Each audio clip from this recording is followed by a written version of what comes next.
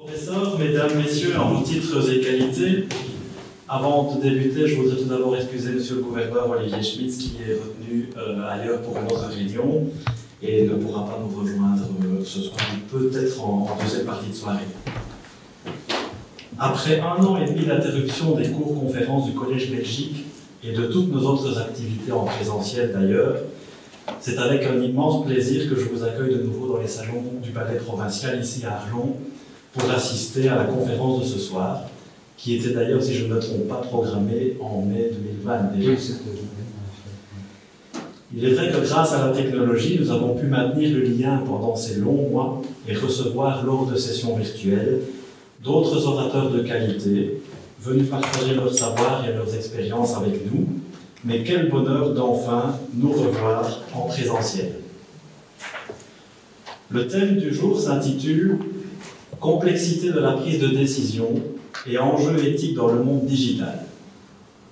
Je ne suis nullement spécialiste du sujet, mais je suis très curieux de le découvrir avec vous. Pour nous en parler, j'ai le privilège d'introduire le professeur honoraire Pierre Kunsch de l'Université libre de Bruxelles. Professeur, vous avez un lien tout particulier avec la ville d'Arlon, puisque vous y êtes né et y avez fait vos études secondaires. Vous avez ensuite poursuivi par des études supérieures, obtenu tout d'abord une licence en sciences physiques à l'Université de Liège, et ensuite un doctorat en chimie physique en langue allemande à l'École polytechnique fédérale de Zurich en 1977.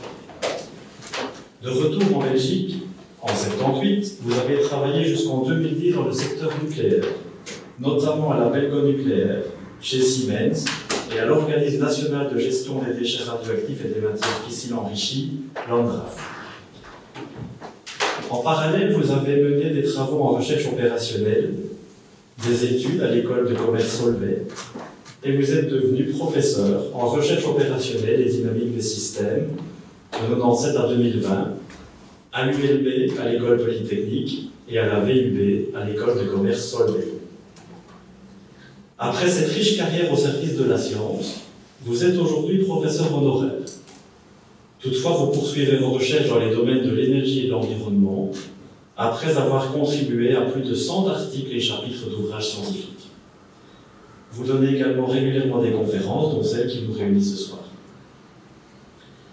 Avant de vous céder la parole, professeur, il me reste à communiquer quelques informations pratiques concernant les mesures sanitaires toujours en vigueur dans les salles de conférence. Je voudrais en effet rappeler que le port du masque est obligatoire pendant toute la durée du cours conférence, vous en trouverez à l'entrée, à l'exception de l'orateur pendant sa prise de parole. Ensuite, lors de la réception qui suivra dans les salons annexes, le port du masque ne sera plus obligatoire, puisqu'il s'agira alors de respecter le protocole HoReCa pour des événements de moins de 200 participants. Merci à toutes et tous pour votre compréhension. Voilà, professeur, je vous cède la parole et je vous souhaite à toutes et tous une enrichissante conférence. Oui, merci beaucoup. Donc, vous m'entendez, peut-être que parfois je vais m'éloigner un peu du micro. Enfin, je crois que j'ai une voix qui porte assez bien, donc merci de cette introduction. Donc, je suis évidemment content et heureux de me retrouver de nouveau à Arlon. Donc, j'ai beaucoup de contacts encore à Arlon, un peu de famille encore, ce qui reste. Et bon, donc voilà. Alors, j'ai peur que ça va peut-être être un sujet un peu sévère, je ne sais pas, enfin, vous verrez bien. Si je vois que tout le monde s'endort, j'essaierai d'être un peu d'animation. Donc voilà, ça c'était le titre, donc on a déjà vu, bon, c'est un peu sibyllin, effectivement. Alors, au vu de l'actualité, dont je vais assez bien parler, j'ai quand même un petit peu changé j'ai rajouté un sous-titre, si on veut, qui est ici à droite. Donc, je vais parler des échecs, parce que je crois qu'on est dans une période, on le voit un peu partout maintenant, dans le monde entier peut-être, il y a beaucoup d'échecs. Des échecs, ce que j'appelle de la pensée stratégique dans les situations complexes. Et pourquoi est-ce qu'il y a des échecs? Peut-être justement parce que la pensée, elle est trop simple, trop simpliste, et qu'on ne prend pas en compte ce que j'appelle la complexité dynamique. Je définirai évidemment le concept. Et donc, tout ça, évidemment, tous ces échecs ont des très fortes implications sur le bien-être des gens, donc sur l'éthique, la façon dont on souffre de ce qui se passe. D'autre part, on est un peu livré aujourd'hui à ce qu'on appelle les algorithmes. Hein. Je suppose que tout le monde a déjà entendu parler de ce terme. Hein, donc ça fait référence à l'intelligence artificielle qui fait parfois peur. Donc, je vais essayer de dissiper certaines peurs et peut-être en créer de nouvelles, je ne sais pas comment faire. Alors voilà, donc j'espère que ça va avancer ici. Voilà. Non, c'est pas ça. Ah voilà. Alors, donc, au moment où je préparais l'exposé, j'ai un peu revu ma copie parce que justement, il y avait plein de choses qui se sont passées. Hein, vous lisez ça ici, hein, toutes les restrictions sanitaires, notamment à Bruxelles, où c'est encore plus grave. Je suis un peu étonné de voir encore des masques. Je pensais que dans la région francophone, c'était terminé. À Bruxelles, en tout cas, c'est pas fini, puisqu'on a beaucoup de gens qui ne sont pas vaccinés. Il y a les talibans qui sont entrés à Kaboul. Il y a eu les inondations. Hein, le gouverneur apparemment s'en occupe cet après-midi. Il y a eu quelques inondations aussi en province de Luxembourg, apparemment, sur Lourdes. Il y a les occupations d'églises dont on parle périodiquement par des sans-papiers. Toutes les annonces catastrophistes du GIEC qui nous annoncent que la fin du monde c'est pour dans 10 ans. Et alors on augmente maintenant le prix de l'électricité, le gaz devient extrêmement cher parce qu'une croissance exponentielle. Bon, je parlerai un peu de certains de ces sujets par la suite. Alors tout ça, ça fait un peu suite, enfin il y a toujours eu des périodes difficiles. Si on regarde dans l'histoire, ça n'a jamais été un long fleuve tranquille. Ça fait suite un peu à toutes sortes de choses qui sont passées au XXIe siècle et qui continuent. Hein. Donc ce sont tous les problèmes qu'on a eu, les luttes contre les drogues, l'alcool, hein, vous vous rappelez tous de la prohibition des États-Unis, l'immigration qui devient un très grand problème, les immigrations clandestines avec les passeurs, le terrorisme islamique, dont on a eu notre part en Belgique aussi. Et en fait, tout ça, c'est des échecs en grande partie. Et on a peu, je suis un peu pessimiste de nature, on a peu de perspectives de grandes réussites. Alors, ça m'inspire un petit peu, peut-être un petit mot d'humour ici au départ, avec les dessins de Kroll, hein, à propos des vaccinations en Bruxelles, hein, des Américains qui sont en train de quitter, un peu comme le Vietnam autrefois, par la porte de derrière, enfin, ils n'ont pas l'air très fiers.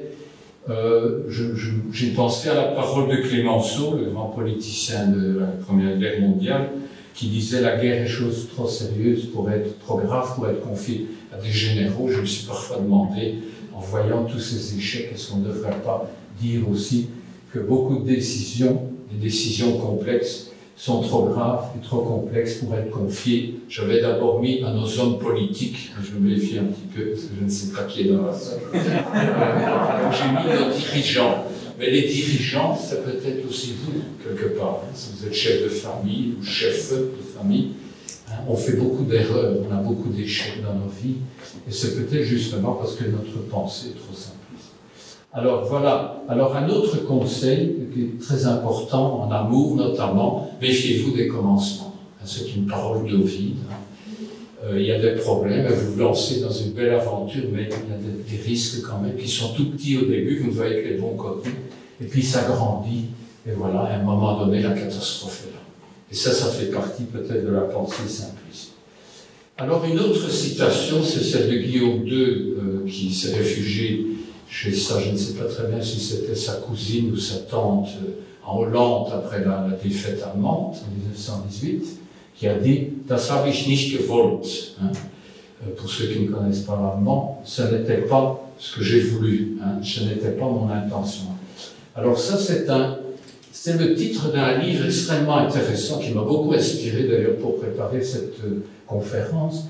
C'est un livre, malheureusement, qui n'est publié, je pense, qu'en néerlandais pour l'instant, d'un auteur, journaliste hollandais, Maarten Reinders, dont le titre c'est « That was not the bedoeling ». Donc, ce n'était pas l'intention, justement. Et alors, dans ce livre, il donne toute une série d'exemples, je vais en traiter 2 ou 3, de comment il est possible que la politique, et c'est très fréquemment le cas, mais peut-être dans d'autres domaines aussi que la politique, a exactement l'effet inverse de ce que les créateurs visent. Donc on a des mesures et des inventions, des conséquences que personne n'avait anticipées. Donc des effets collatéraux, souvent pervers, malheureusement. Et la fin est inattendue et malheureusement le plus souvent malvenue. Alors, moi je pense, je suis un peu pessimiste, comme je vous l'ai dit, quand je vois un petit peu ce qui se passe maintenant. On a eu beaucoup d'interdictions ces derniers temps, on prépare encore d'autres interdictions. Moi je suis très sceptique et je vais essayer de faire passer un peu ce message. On va interdire des tas de choses. Et je me demande si c'est une bonne idée. Voilà. J'en parlerai un petit peu. Par exemple, on va interdire les voitures diesel en 2030, par exemple 2035. Je sais pas. Est-ce une bonne idée? Est-ce une mauvaise idée? On va interdire le nucléaire. Comme vous le savez, c'est un des débats sur lesquels je suis très actif pour l'instant. Les énergies fossiles, ok, ça c'est peut-être moins problématique, encore que je ne vois pas toujours très bien. On prépare des lois anti-pandémie. Moi, je ne sais pas. J'ai un peu peur que tout ça va conduire peut-être à des régimes totalitaires à un moment donné. Je ne voudrais pas l'avoir. Mais je vais essayer d'exposer mon point de vue. Et donc, dans cette conférence, il y aura 3 parties. Donc, justement, les mots-clés sont en gras. Ce sont les échecs de la pensée complexe, face à la pensée simpliste qui est trop répandue, non seulement dans la politique, mais dans beaucoup de domaines. Tout ce qui est décideur, en fait, mais dans les entreprises aussi, c'est la même chose. Il y a des manquements. Et on doit, je pense, et c'est la deuxième partie de l'exposé, je pense qu'il faut développer des outils pour penser complexe.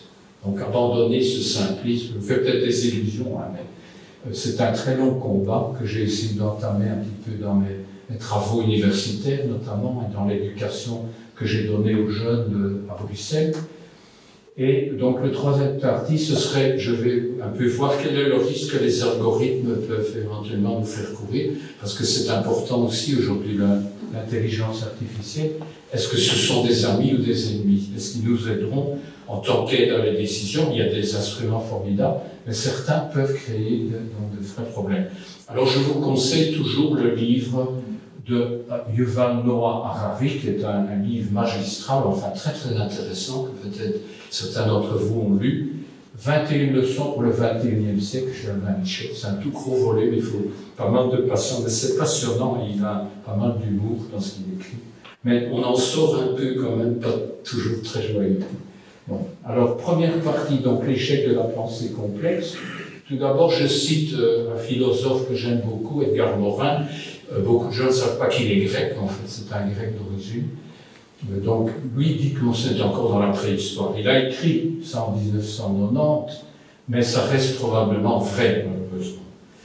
Alors, il y a mon collègue Lambros Kouloubaritsis, qui s'excuse de ne pas pouvoir être ici, qui est mon promoteur académique, parce que moi je ne suis pas à l'académie, donc il faut être couvert par quelqu'un de l'académie, qui a écrit donc aussi des livres magistraux. Il y a 2 tomes. Je crois qu'il y a certainement pas loin de 2000 pages, peut-être. Bon, enfin, si vous avez le courage de le lire, je peux le dire comme ça, parce qu'il n'est pas là. Mais c'est très intéressant aussi. Et pour lui, c'est le défi majeur du XXIe siècle. Nous échouerons, je crois, si on ne s'attaque pas à cette question de la complexité. Je pense qu'on aura de très grands problèmes, en Europe notamment, avec ça. Alors, qu'est-ce que c'est que cette pensée simpliste? Eh bien, c'est celle qu'on pratique tous probablement. C'est qu'on a certains objectifs, que ce soit dans la vie, pour atteindre certains résultats, etc. Et on prend des décisions, et puis on s'attend à ce que directement il y ait des résultats. Bon, c'est assez simple. Pourquoi? Parce que c'est une chaîne linéaire. D'autre part, on ne prend pas en compte le temps là-dedans. Si vous faites une politique quelque part, une politique de gestion, par exemple des barrages, c'est pas quelque chose qui va se faire du jour au lendemain. Donc il faut entretenir tout ça. Ça prend du temps. Et d'autre part, il y a un grand problème aussi, c'est que nous avons une très mauvaise appréhension des phénomènes de type exponentiel. Par exemple, le virus Covid, c'est un phénomène exponentiel qu'on n'a peut-être pas bien apprécié, parce que notre cerveau, que j'appellerais reptilien, peut-être c'est un peu facile, ont tendance à extrapoler d'une façon linéaire tout ce qui se passe. Et ça, c'est un autre effet de la linéarité. Et d'autre part, nous ne tenons pas compte de tous ces effets je dirais, pervers qui peuvent se produire, les dégâts collatéraux de nos décisions. Donc pensez à l'amour, prends garde à toi, dans le Carmen de Bizet, c'est exactement ça. On ne voit pas, on est très heureux sur l'instant, mais on ne voit pas qu'il y a peut-être des conséquences. Donc c'est ce qu'on appelle en anglais des feedbacks. Je pense que le terme est familier. Ce sont les causalités circulaires en français. Alors attendez, mais je recule là plutôt que d'avancer. Voilà. Donc la pensée complexe, elle est par définition non linéaire, c'est-à-dire qu'elle travaille en boucle. Elle est dynamique, c'est-à-dire qu'il faut tenir compte du facteur temps, ce qu'on fait rarement. Et donc, d'autre part, nous ne sommes pas seuls au monde. C'est-à-dire que quand on prend une décision, par exemple, les Américains se lancent contre les Russes en Afghanistan par l'intermédiaire des talibans, il y a des réactions après à long terme. Et maintenant, c'est les talibans qui ont leurs armes, qui luttent contre les Américains. Voilà. Ça, c'est un exemple. Donc, il y a d'autres partenaires, avec certains retards parfois, qui vont agir et qui vont agir peut-être pas en accord, donc qui sont antagonistes, de façon antagoniste à ce que nous souhaitons. Donc, voilà. Alors, qu'est-ce que c'est que cette complexité? C'est un terme évidemment un petit peu scientifique. Moi, je le vois du côté de la science, si on veut. Donc, il y a ce livre remarquable qui est déjà un petit peu ancien, 1990, donc de David Ruel. David Ruel, c'est un Belge qui est originaire du Hainaut, je ne sais plus très bien de quelle commune, qui vit toujours, il a 80, c'est un peu plus âgé que moi. Et il a écrit Hasard et Chaos. Il a travaillé Prigogine, il était en France, au Collège de France. Enfin, il a fait beaucoup de trucs très intéressants. Et alors, lui dit, bon, le hasard, finalement, la complexité, c'est le hasard et le chaos. Voilà, c'est un peu simple. Donc, la nature, elle est double, si on veut. C'est que ce qui se passe, c'est beaucoup de choses qui sont imprévisibles. Donc, il faut vraiment un petit peu avoir le flair pour voir ce qui peut se passer. D'autre part, on a un manque de contrôle. Ça, c'est la définition du chaos. En tout cas, c'est sa nature. Et tout ça, ça crée la peur. Et c'est cette peur qui souvent nous amène à prendre de mauvaises décisions et donc qui induit en erreur. Donc la cause au départ, la cause profonde, ce sont toutes ces interconnexions. Au fond, nous vivons dans des systèmes. On a déjà un système ici, la salle qui est ici. Il y a des interactions. Peut-être que quelqu'un peut... Non, j'allais dire quelque chose, je ne le dis pas. Mais il y a des interactions entre toutes les personnes qui sont ici. Par exemple, une société humaine, une entreprise, une famille, c'est tous des systèmes. Et tout ça est interconnecté et dès lors soumis au hasard et au chaos. Qui en sont, donc c'est parce que tous ces systèmes sont dynamiques, il y a des interactions, il y a des conséquences qui sont parfois imprévisibles, et elles sont, donc toutes ces interconnexions, évidemment, aujourd'hui, elles sont presque devenues virtuelles avec les moyens de la société digitale. Et donc, en fait, le monde entier est connecté aujourd'hui. Donc, le hasard et le chaos, c'est au centre de nos existences, notre naissance même, c'est un événement hasardeux dont la probabilité était quasi nulle, que nos parents se rencontrent et un rapport sexuel tel jour à telle heure, etc. Donc, tout ça est tout à fait de hasard. Il y a des éléments clés dans nos vies. Nous savons tous que parfois, moi j'ai un jour raté un avion et j'ai changé de carrière à cause de ça, parce que j'ai pas voulu aller en train à la place. Donc il y a beaucoup de choses qui sont cachées, inaccessibles à notre connaissance, et disposer de plus d'informations ne change pas grand-chose, parce que finalement on est bombardé d'informations. Sans compter aujourd'hui, il y a tout le temps des notifications, on n'est pas trop sûr que c'est vrai ou c'est pas vrai. Il y a ce qu'on appelle les fake news. Tout ça donc crée la peur, un sentiment de fatalité est paralysant dans l'action. Et c'est peut-être un peu au-delà de cette difficulté qu'on doit passer. Alors le monde est interconnecté et effectivement il y a c'est même plus qu'une métaphore du small world, le petit monde. Parce que si on prend, donc on regarde un petit peu deux personnes n'importe où, même sur des continents différents, bien on trouve qu'en moyenne, il n'y a pas plus que 6 personnes intermédiaires entre les deux. Sauf peut-être un Indien du Mato Grosso dans une tribu qu'on n'a pas encore découvert. Donc vous êtes tous liés, par exemple, à Biden, à Trump peut-être. Hein. Moi je suis très directement lié à, donc à Biden, comment il s'appelait, le bourgmestre, enfin bon, je ne vais pas donner cet exemple-là parce que j'ai une cousine aux États-Unis, j'oublie maintenant son nom, peu importe. Donc voilà, donc il y a l'interconnexion. Alors évidemment, il y a un avantage, c'est qu'on n'est pas nécessairement en contact physique, mais est-ce que c'est tellement une bonne chose, je ne sais pas. Alors, donc ces interconnexions, par exemple, sont catastrophiques, évidemment, dans un mécanisme d'épidémie, notamment comme celui que nous traversons encore, en partie.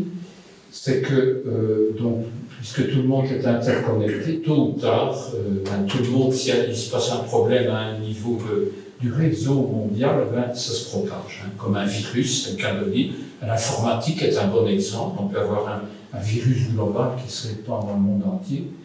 Ici, par exemple, j'ai une simulation que j'ai faite avec un programme qui s'appelle un modèle multi-agent. Donc, on prend des agents qui sont susceptibles d'attraper le sida. Voilà, ok, c'était l'époque du HIV, hein, voilà. Et au départ, donc, il n'y a pas grand monde qui est atteint. Attendez si je trouve ici. Hein, donc, tout est en vert au départ. Je ne sais plus comment il faut. Voilà, ici. Donc, ici, tout le monde est en vert. Et puis, au bout d'un temps, ben, de par les interconnexions, ben, presque tout le monde est atteint. Hein, si on ne prend pas de mesures. Par exemple, ici, c'est une simulation où on suppose qu'on ne prend pas de moyens préservatifs. Ben, à un moment donné, tous ceux qui sont susceptibles d'avoir cette maladie l'auront à un moment donné par les interconnexions. Alors, voilà, donc c'est voilà, donc ce que j'ai mis ici. Voilà, donc c'est bien ça. Hein. Donc, le chaos, la définition mathématique du chaos, c'est la sensibilité aux conditions initiales. Ça, c'est la définition mathématique du chaos. C'est pas très compliqué à comprendre. Hein. Je donne un exemple. Vous partez en voiture à 9h02 et vous avez un accident à 9h06. Voilà.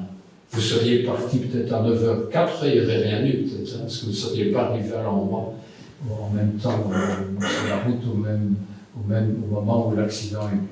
Vous montez dans un tram et vous contactez à 10h, vous constatez une maladie virale. Bon, c'est peut-être pas le moment de parler de ça, mais enfin bon, voilà. Donc ça c'est le chaos, c'est donc l'incertitude dans nos...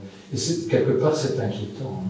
Et ça peut donner lieu à des mouvements. Moi je ne comprends pas très bien ce mouvement rébellion-extinction qui est en route maintenant. Je suis très étonné. Donc ce sont des gens qui veulent carrément mettre toute la société par terre, si j'ai bien compris. Bah, peut-être que je me trompe. Parce qu'ils disent, voilà, de toute façon c'est foutu, ou je ne sais pas quoi. On a gâché notre jeunesse, hein, comme dit Greta Thunberg. Alors donc la complexité dynamique, c'est quoi? C'est ce qui cache en fait l'état des systèmes, du système, à notre connaissance. Elle entraîne du hasard et du chaos, à la suite de décisions d'action, crée la peur, qui est mauvaise conseillère, et peut entraîner de nombreux dommages éthiques par des effets de bouclage pernicieux. On en verra pas mal par la suite. Donc il faut oser simplifier le problème, il faut abstraire, il faut modéliser, parce que nous modélisons tous sans être mathématiciens, on modélise du matin au soir. Quand vous vous levez, vous prenez qu'est-ce que je vais faire aujourd'hui, je vais aller au magasin, etc. On modélise sa journée.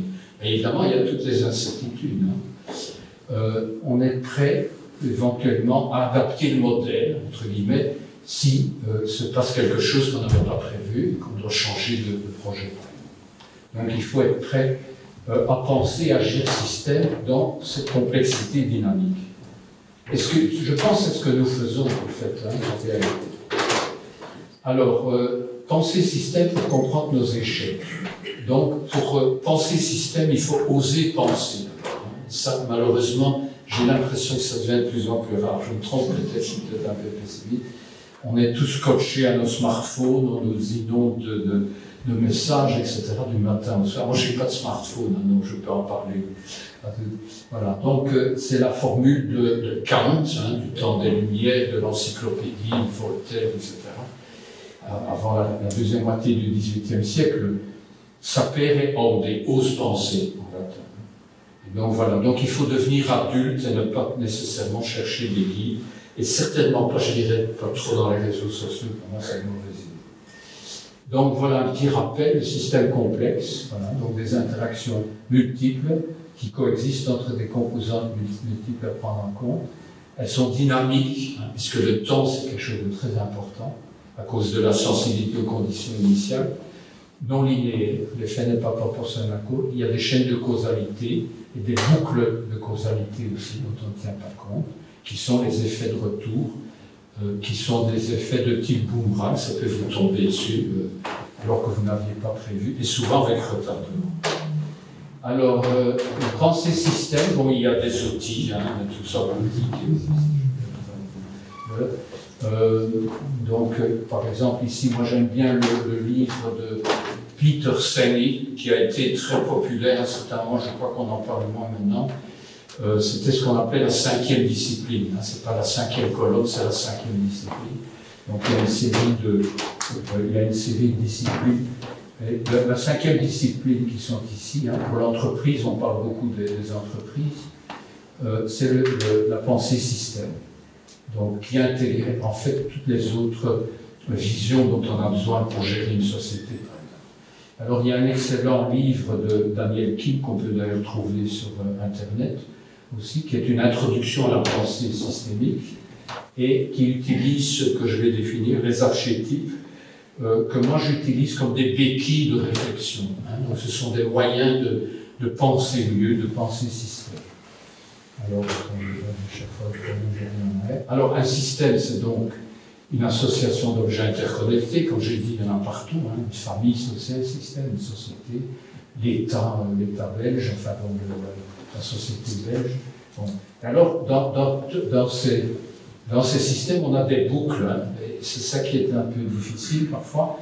Il y a des boucles, puisque tout n'est pas linéaire, donc il y a des boucles. Il y a les boucles vicieuses, ce qu'on appelle dans le langage courant les cercles vertueux, ou les cercles vicieux, hein, c'est un terme qui est entré dans la langue. Et il y a aussi des boucles négatives, je vais évidemment expliquer, qui, elles, contrôlent les boucles positives, hein, qui limitent la croissance anarchique qu'on peut avoir des boucles vicieuses. Donc, une boucle vicieuse, par exemple, je la présente souvent par une boule de neige. Hein. C'est un effet boule de neige. Alors, peut-être quelques exemples pour être clair. Voilà, par exemple, un cercle vertueux. Hein, je démarre une société, j'ai une certaine expertise, une start-up, hein, j'ai des clients, bon, les clients sont contents, donc il y a du bouche à oreille favorable, mon chiffre d'affaires augmente, et j'investis dans la recherche-développement pour stimuler ma croissance de mon entreprise. Donc je développe mon expertise. Ça, c'est une boucle positive, vertueuse. Pourquoi est-ce qu'elle est vertueuse? Pourquoi est-ce qu'elle est positive? Parce que, vous voyez, partout, il y a des signes plus. Plus j'ai d'expertise, plus les clients viennent, donc il y a un plus. Plus il y a de clients, plus il y a de bouche à oreille. Plus il y a de bouche à oreille, plus il y a de chiffre d'affaires. Plus il y a d'investissement dans la recherche, parce que j'ai plus de moyens financiers. Plus je développe mon expertise. Donc c'est tout des plus. Plus fois plus, c'est plus. Hein, donc, et je mets ça ici, c'est dans le sens des dans le sens des aiguilles d'une montre. Hein, ici, j'indique que c'est une boucle positive. Alors, il y a aussi les boucles, il y a les boucles, les cercles vicieux. Hein, par exemple, je suis un étudiant, j'ai beaucoup de retard dans mes travaux avant l'examen, je deviens nerveux, je suis de moins en moins efficace, donc il y a un signe moins ici, et donc je passe de plus en plus de temps après, pour mes préparations, etc. Donc plus les travaux s'accumulent. Donc vous voyez que dans ce cercle vicieux, il est vicieux évidemment parce que c'est parce qu'on souhaite, parce que ça conduit au burn-out. On a deux signes moins, hein, donc ici un signe moins et un signe moins là. Plus je suis nerveux, moins je suis efficace. Plus je suis efficace, moins je passe de temps au travail. Donc ça va dans des sens opposés, c'est un signe moins. Moins fois moins, ça donne plus, donc c'est un cercle, c'est une boucle positive. Mais c'est quand même un cercle vicieux. Alors, voilà. Alors les boucles négatives, elles sont stabilisatrices, c'est-à-dire ici par exemple, j'ai une société, j'ai des commandes en retard, donc mes délais de livraison augmentent, donc je vais avoir moins de nouvelles commandes parce que les clients ne sont pas contents, donc j'ai un signe moins. Et plus j'ai de commandes, moins j'ai de commandes, moins j'ai de nouvelles commandes, plus j'ai nouvelles commandes. Oui, si j'ai des nouvelles commandes, plus j'ai des commandes en retard. Donc vous voyez ici qu'il y a un signe moins. Et donc c'est une boucle négative qui me conduit au bord du gouffre ici, parce qu'à un moment donné, si je prends trop de retard dans mes délais de livraison, par contre, ici, je peux me trouver dans une situation où je stabilise ma croissance. J'ai des commandes en retard, j'engage de nouveaux travailleurs, donc il y a un signe plus. Plus j'ai de commandes en retard, plus j'engage de nouveaux travailleurs. Plus j'ai de nouveaux travailleurs, plus le rythme d'exécution des commandes augmente. Et moins j'ai de commandes en retard. Donc j'ai un signe moins. Comme j'ai un seul signe moins, c'est une boucle négative que je représente par une balance. Donc je mets en équilibre mon système.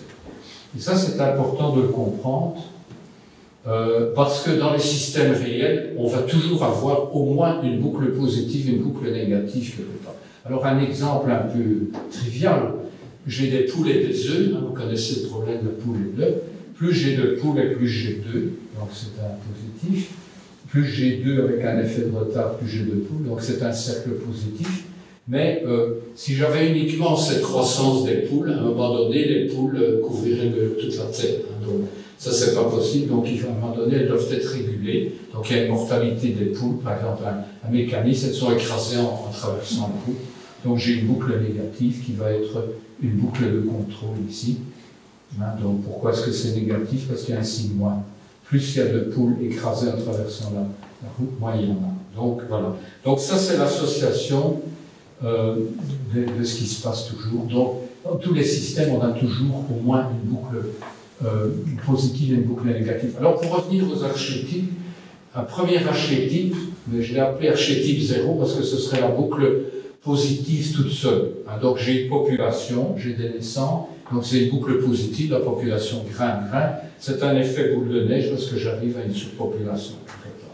Donc, à un moment donné, je dois avoir une limite parce que les arbres ne poussent pas jusqu'au ciel. Donc, je ne peux pas avoir cette boucle qui reste tout seul. Alors, déjà, cette boucle est mal comprise à l'esprit humain qui est habitué à penser linéaire. Et alors, je voudrais vous poser un petit exercice pour ceux qui sont en train de s'endormir. C'est l'exercice qui est proposé par Albert Jacquard, un philosophe, un généticien que j'aime beaucoup, qui est mort en 2013, que j'ai eu l'occasion de rencontrer quand il est venu faire des conférences à Bruxelles. C'était un homme extraordinaire qui était très proche de la dynamique, parce qu'il a fait il a fait de la dynamique de population toute sa vie, il était généticien. Et en même temps, il s'est beaucoup occupé de l'environnement. Alors, il pose un problème. Donc, on a une parabole, un nénuphar sur un étang, qui couvre, elle double de surface tous les jours, et elle couvre la surface de l'étang en 30 jours. Alors on demande en combien de jours la surface de l'étang sera-t-elle à moitié recouverte? Est-ce que quelqu'un a une idée de la réponse? Pardon? Très bien. Donc vous avez la pensée systémique déjà. C'est évident que c'est 29. Mais ce qui est intéressant ici, c'est qu'on voit, donc c'est une croissance exponentielle en fait. C'est qu'au début, on ne voit rien du tout. C'est un peu comme avec un virus. Au début, on voit très peu de choses. Il y a peut-être un malade, il suffit qu'il y ait un malade, et peut-être quelques jours après, il y a 1 million de malades, 10 millions. C'est ça le grand drame de cette croissance exponentielle. Et effectivement, donc, comme métaphore bon, je ne vais pas insister, et donc il faut vraiment se méfier des commencements, parce que pendant pratiquement 26 jours, on ne voit rien qui se passe. On ne voit rien du tout. Et donc, le concept d'Ovide est tout à fait pertinent. Alors, le premier archétype, c'est celui donc, qui est le plus courant, en fait. C'est celui qui conduit donc à avoir donc, 2 boucles qui s'assemblent. C'est un peu l'exemple que j'ai donné avant. Vous avez une population, et comme cette population ne va pas pouvoir croître à l'infini, donc quelque part il y aura une surpopulation, et puis donc ça va réduire par exemple les naissances, parce qu'il y aura trop d'individus. Donc ça peut être non seulement des êtres humains, ça peut être n'importe quelle population dans un biotope. Et donc, on va avoir au départ, et ça c'est très intéressant de le comprendre, on a au départ une croissance exponentielle, parce que cette boucle-là, qui est la boucle positive, est très, très puissante au début. Il y a beaucoup de naissances, on occupe le terrain. Et puis à un moment donné, il y a une boucle négative. Elle est négative parce qu'il y a un signe moins ici. Donc plus il y a de surpopulation, moins il y a de naissances, donc il y a moins. Et cette boucle, elle est toute petite au début, on ne la voit pas au début. Et puis à un moment donné, elle devient de plus en plus puissante. Et alors, donc, en fait, on a ce qu'on appelle en mathématiques un point d'inflexion. Donc la croissance se retourne. Hein. Vous voyez, ici la courbe rouge, c'est la courbe de croissance. Et alors, on arrive à un retournement et on arrive à un équilibre de la population. Hein. Donc ça, c'est pratiquement tous les systèmes vivants sont selon ce mode. Un biotope, je crois, une entreprise, je crois comme ça, tout le monde. Vous, hein, vous démarrez tout petit, vous développez très vite au début, on l'espère, hein, puis vous arrivez à votre taille optimale. Le grand problème, on verra après, qui se passe. Alors, décidément, je ne l'étendrai jamais. Oui, voilà, donc c'est cette limite, donc cet archétype, ça s'appelle limite à la croissance. Et donc ça peut être un problème, parce que si vous démarrez une société, vous aimez bien avoir le plus de croissance possible, pas à l'infini, parce que c'est pas possible d'aller à l'infini, donc vous devez vous arranger pour que la boucle négative se mette en action le plus tard possible, de façon à ce que vous arriviez à une taille limite. Donc vous voyez ici, donc cette croissance exponentielle, et puis vous vous ajustez à la taille limite, qui est soutenable, ce qu'on appelle le développement durable, en fait, c'est ça. C'est qu'on doit essayer de garder les systèmes vivants, par exemple les biotopes, à un niveau élevé de taille limite, hein, et qu'on arrive donc à ce qu'on appelle un équilibre dynamique, parce qu'il y a par exemple autant de naissances que de décès à un moment donné, donc ça s'équilibre. Donc la croissance se termine. La croissance qui est ici, c'est toujours une courbe en cloche, hein. Elle tend vers zéro à l'équilibre. Et ça, c'est un Belge qui a découvert, ça c'est extraordinaire, on a mis beaucoup de temps, c'est seulement au 19e siècle, en 1832, je pense que Pierre-Baptiste Fabius, qui était un mathématicien belge, disciple de Quetelet, le grand donc, créateur de la statistique en Belgique, a découvert cette loi, donc on appelle la loi de Fabius. Apparemment, on connaît. Le terme logistique repose sur l'idée du logis, en fait. Hein. Le nom de logistique, c'est une courbe en S, on peut l'apprendre, et ça vient du mot français logis. Alors, en fait, on a la même structure, donc aussi pour l'épidémie. Donc, voilà, donc au début, on a quelques personnes qui sont infectées. Évidemment, il faut qu'il y en ait quelques-unes qui sont infectées. On a deux réservoirs, les non-infectés et les infectés. Et alors, par les interactions, il y a des infections. Et alors, on passe du réservoir non-infecté au réservoir infecté.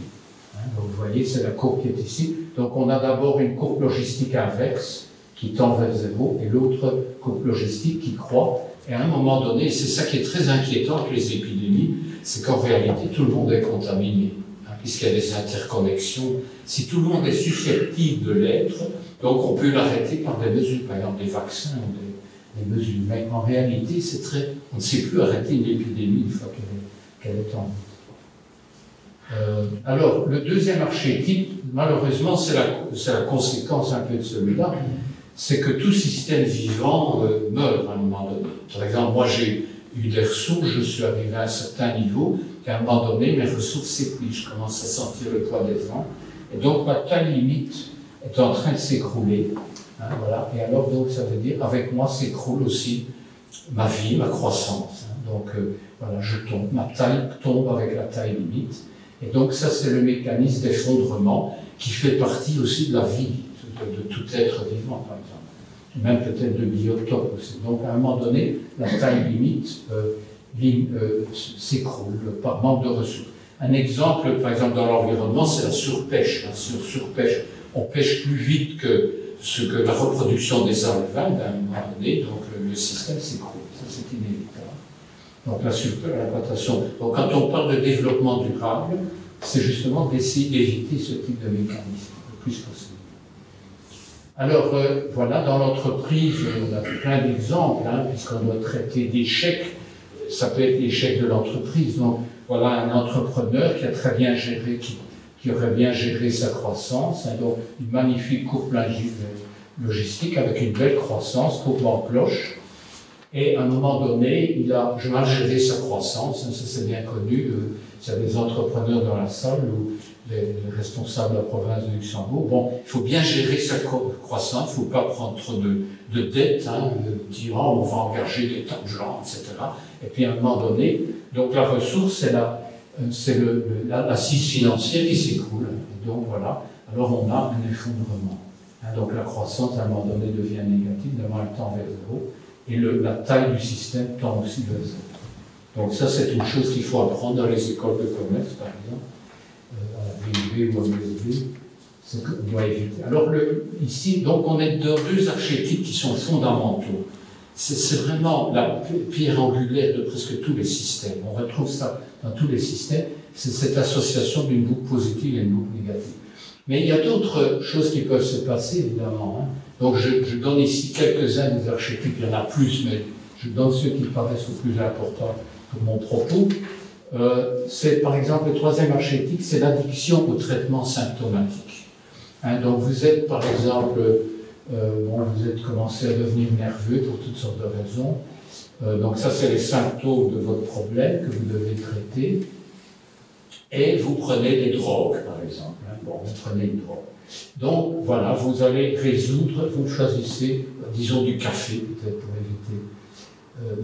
Vous avez une solution symptomatique qui va marcher pendant un certain temps.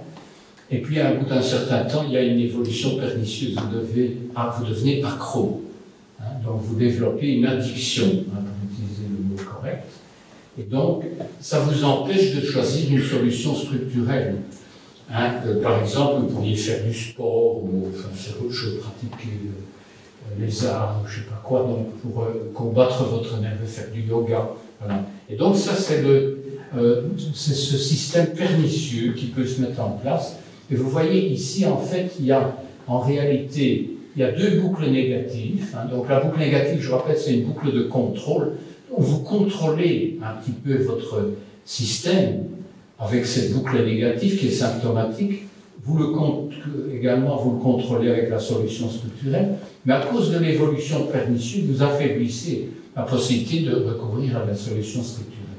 Et donc, vous avez en fait un signe plus. Donc ici, ce sont deux boucles de contrôle, mais vous avez une boucle positive, donc c'est une boucle vicieuse.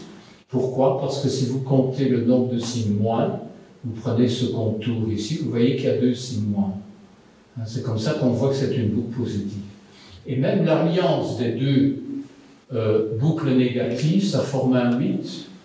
Voilà, ici, si vous suivez ce contour-là, vous voyez qu'il y a deux signes moins. Un signe moins là, un signe moins. Donc c'est une boule de neige aussi.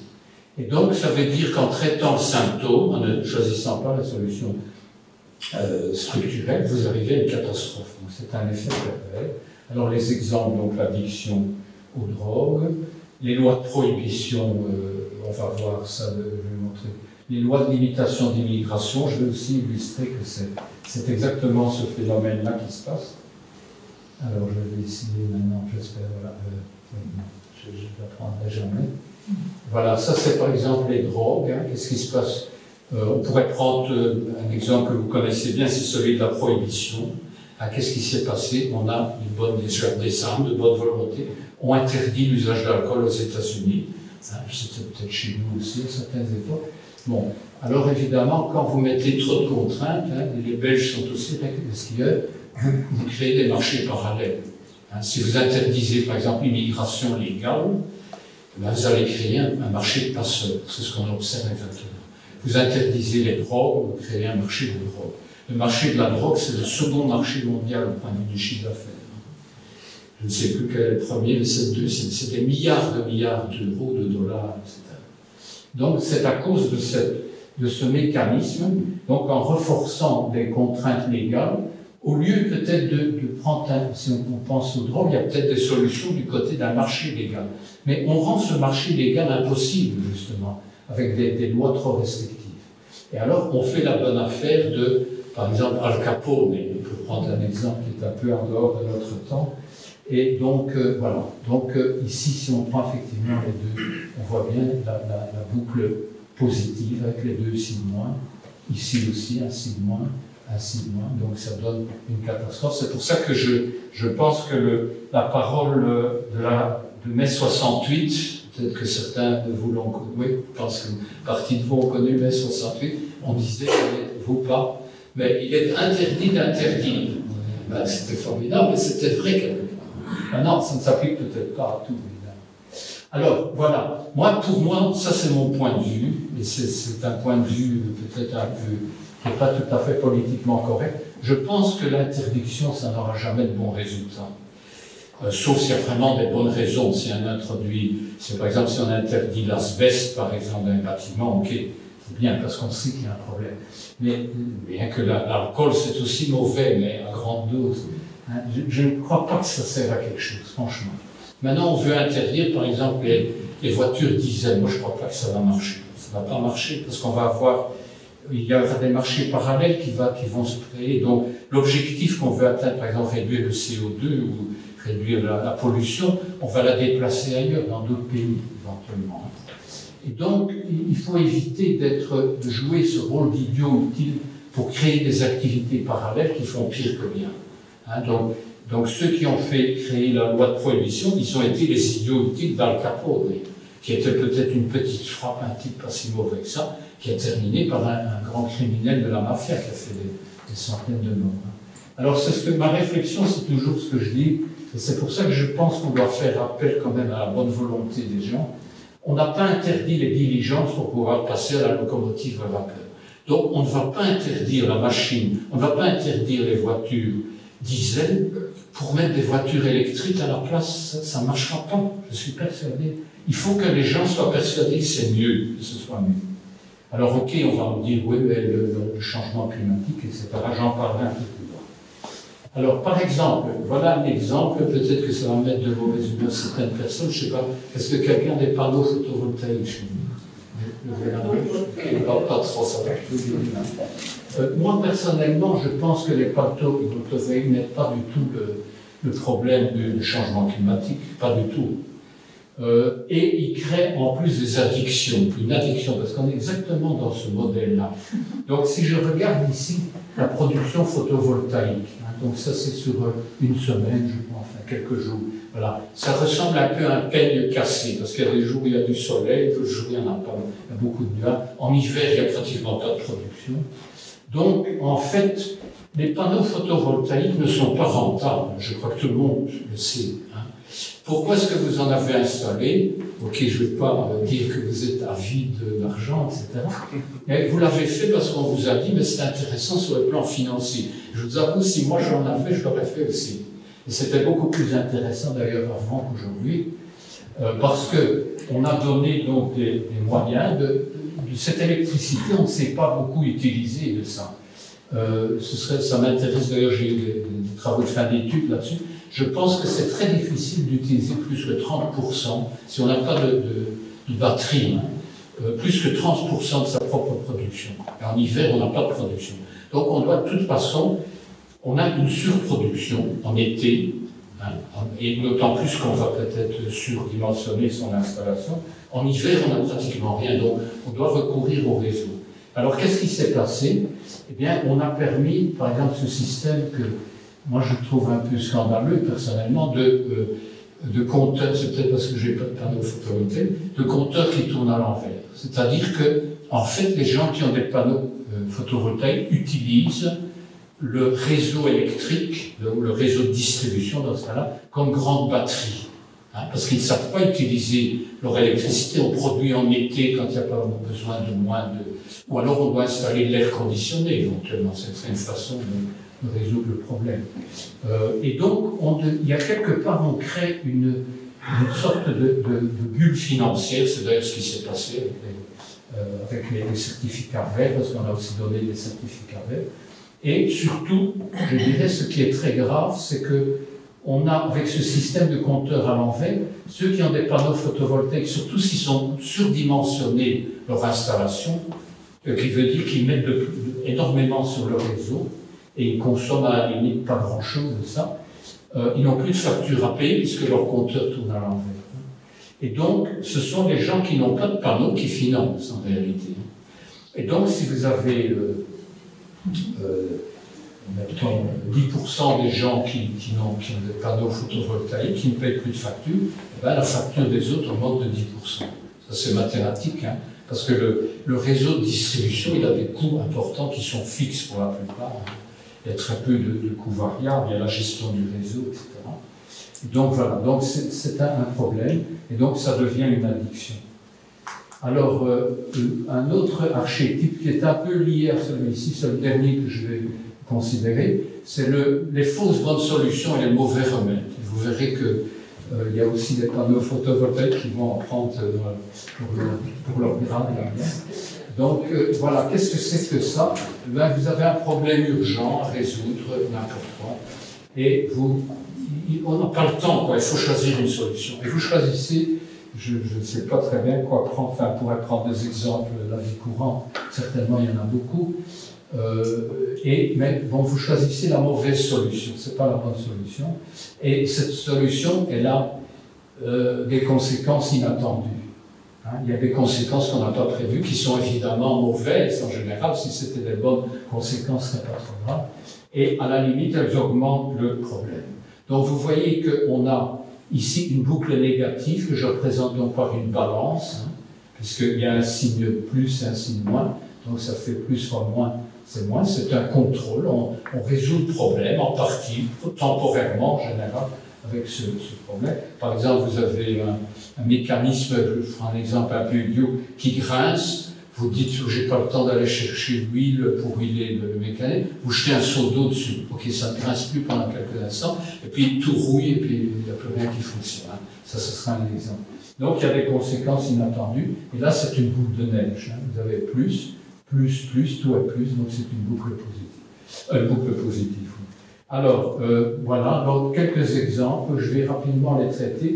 Aider les orphelins au Cambodge, ça c'est un exemple qui est dans le bouquin de Martin Reinders que j'ai évoqué. Faire la chasse à l'excès de salaire, diminuer les émissions de CO2, donc je vais rapidement, voilà. Alors, donc, ça j'ai appelé l'enfer est pavé de bonnes intentions. Et ça tombe à pic parce qu'on est en train de reparler de ce problème. Est-ce qu'on va, vous savez que le prix du gaz augmente très fort, hein. Je ne sais pas si vous avez suivi l'actualité, il y a des annonces tout le temps, le prix du gaz augmente de façon exponentielle pour l'instant. On ne sait pas très bien pourquoi. Bon. Et alors, il y a certains qui disent, est-ce qu'il faudrait des économistes éminents, qui sont, enfin je ne vais pas citer le nom, qui disent oui, il faudrait peut-être indexer les salaires. Voilà. Parce que le pouvoir d'achat va diminuer. Voilà. Et donc, il faut réintroduire l'indexation automatique. Et tout ça, c'est très beau, mais l'indexation automatique, donc c'est un mécanisme de contrôle, donc il y a plus et moins, donc ça donne un effet de contrôle, mais en même temps, si vous indexez, ça veut dire que vous payez plus pour les salaires augmentent, forcément, hein, puisqu'on va maintenir le pouvoir d'achat. Or, les salaires, c'est quoi? C'est tous les gens qui fabriquent des biens, qui délivrent des services, donc ça veut dire que les prix des biens et des services augmentent. Donc ça veut dire qu'on a plus d'inflation. Donc il y a une boucle positive qui est ici, qui est une boucle vicieuse, donc c'est une boucle, parce que tout est positif. Hein. Et alors ça a des effets pervers en plus que je ne parle pas, parce qu'à la limite, on est plus compétitif, parce que c'est effectivement ce qu'on a observé en Belgique. En Belgique, après une indexation de salaire, il y a beaucoup plus d'inflation dans les pays voisins, qui ont tous abandonné le mécanisme de l'Allemagne, de la Hollande, il y a juste encore, je crois, le Grand-Duché, c'est la luxembourgeois. Ici, je pense qu'il y a encore une indexation de salaire. Voilà, alors on perd de compétitivité, à la limite, on engage, il y a des pertes d'emploi, on engage moins de travailleurs, on remplace les gens par des robots, etc. Donc, effet très négatif. Alors l'exemple du Cambodge, en fait, ça c'est un exemple également de l'enfer est pavé de bonnes intentions. Donc le Cambodge, il a connu un terrible génocide, hein, comme vous êtes au courant, dans les années, je pense que c'était fin des années 70, début des années 80. Mais il s'est très bien récupéré. C'est un pays qui a vraiment remarquablement redressé, un peu comme la Corée du Sud aussi, qui s'est très très bien, qui n'ont pas connu les mêmes problèmes. Et il y a beaucoup de touristes au Cambodge. Vous voyez, c'est quelque chose qui est assez récent, ce que je montre ici, entre 2005 et 2017. Et on a observé que tout à coup, entre ces deux-là, il y a une augmentation de 165% du nombre d'orphelins au Cambodge. Alors, quelle est l'explication? Bon, il y a évidemment des enfants pauvres, il y a des familles pauvres, il y a beaucoup de touristes, et lorsque les touristes viennent au Cambodge, on les emmène pour visiter des orphelinats, avec des pauvres petits, etc. Ils donnent la charité, on donne la charité. Et alors évidemment, il y en a qui ont flairé la bonne affaire, qui se sont dit, mais ça c'est très beau, il y a le bouche à oreille, on va créer des nouveaux orphelinats, hein, comme ça il y a plus les touristes vont encore nous donner plus d'argent. Et puis il y a tous les enfants pauvres qui ne sont pas vraiment orphelins, mais les parents disent, nous on a à peine les moyens d'élever nos enfants, bon, on va les mettre à l'orphelinat. Et voilà, c'est le résultat. Donc c'est un cercle vicieux donc, qui est ici. C'est exactement ce mécanisme. Hein. Donc ici, une boucle négative qui serait « j'essaie de résoudre le problème de la pauvreté, des orphelins, etc. » Et ça donne un effet pervers qui est il y a de plus en plus d'enfants. On crée d'abord, il y a une explosion du nombre d'orphelinats, parce qu'on crée un nouveau marché en fait. Donc les touristes jouent le rôle de idiot utile de certains spéculateurs. C'est pour ça que j'avais utilisé. Alors là, je reprends la pensée de Pascal que j'aime beaucoup. Je pense que c'est compréhensible. Hein. L'homme n'est ni ange ni bête, le malheur veut que qui veut faire l'ange fait la bête. Ça date quand même du XVIIe siècle. Alors un autre exemple de ça, ça c'est un exemple très intéressant que je voudrais pouvoir développer, mais on n'a pas le temps, parce que je sens que le temps passe. Hein, non, ça va, j'ai encore le temps. C'est ce problème-là, on parle beaucoup de ça maintenant, des négawatts par exemple. Hein. Il y a des gens qui disent, il n'y a pas de problème, il y aura moins d'électricité, on va fermer les centrales nucléaires. Mais les gens n'ont qu'à s'adapter, on va faire du négawatt, hein, donc on va moins consommer, etc. Et c'est ce qu'on avait fait déjà à une certaine époque, à l'époque de... bon, hier il y a eu une journée sans voiture à Bruxelles, hein, nous étions à Bruxelles, on n'est d'ailleurs pas sortis toute la journée parce que c'est extrêmement dangereux de se balader à Bruxelles. Il y a des vélos, des trottinettes partout qui respectent le... Donc c'est un danger mortel. Hein. Je me suis blessé, mais ce n'était pas à cause de la journée d'hier. Bon. Et donc voilà. Et alors, est-ce que tout ça sert à quelque chose? Et alors, c'est dans la foulée un peu du premier choc pétrolier en 1973. Certains d'entre vous étaient là aussi déjà, moi aussi. Je vivais en Suisse à ce moment-là. Il y avait en Belgique des journées sans voiture. Bon, d'accord, on disait le pétrole est en train de s'épuiser, il faut absolument réduire parce qu'on va se retrouver sans pétrole, etc. Je ne dis pas que c'est pas louable, hein, c'est très bien de ne pas gaspiller, hein, les gaspilles, je suis contre aussi. Mais finalement, ça a eu juste l'effet inverse. Et alors, il y a eu Bill Carter, il y a eu Carter, comment est-ce qu'il s'appelait Comment Jimmy Carter, voilà, l'homme des cacahuètes, hein, bon, qui était un homme extraordinaire, c'était un saint, ce type. Et donc, c'est lui qui a lancé, en fait, cette idée qu'on devait réduire notre consommation d'énergie, d'autant plus qu'on avait eu le rapport du Club de Rome, hein, auquel je souscris beaucoup, qui est d'ailleurs de la dynamique des systèmes, que j'explique ici, c'est le modèle du Club de Rome de 1973, limite à la croissance, c'est exactement ça. Hein, donc, et alors il a dit, on va donc faire là, et une chose, on va imposer des politiques d'économie de carburant. Ah ben, moi j'ai été,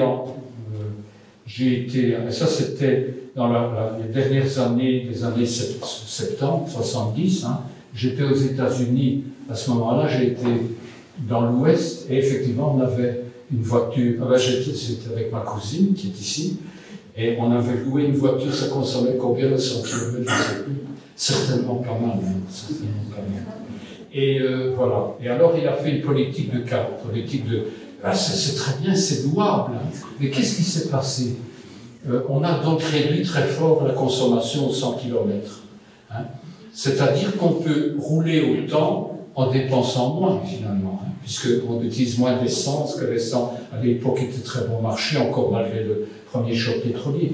Donc, qu'est-ce qu'on a fait? Ben, les gens ont dit, ben, ok, maintenant, on peut faire mieux. Hein. Donc, on a acheté d'abord les voitures. Tout le monde n'avait peut-être pas encore une voiture à ce moment-là, en tout cas en Europe.